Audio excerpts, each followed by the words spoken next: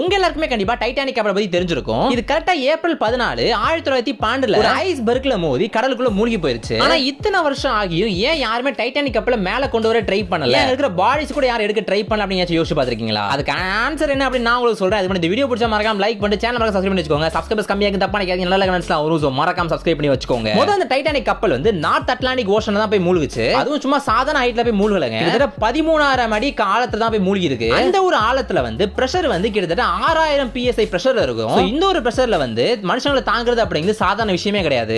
அது மட்டும் இல்லங்க, கிட்டத்தட்ட 110 வருஷம் ஆயிருச்சு. அந்த ஒரு டைம்ல அந்த அளவுக்கு பெரிய டெக்னாலஜி கிடையாது உள்ள போய் மனுஷங்களோட பாடி எடுத்துட்டு வரதுக்கு. இப்படி 110 வருஷம் கழிச்சு நமக்கு என்னதான் ஓரளவுக்கு டெக்னாலஜி இருந்தாலுமே போய் பார்த்தா அங்க எலும்பு கூடு மட்டும் தான் இருக்கும். அந்த எலும்பு கூடு மேல வந்து மீன்கள் வந்து அங்கங்க பிச்சு போட்டுருக்க வாய்ப்பு இருக்கு.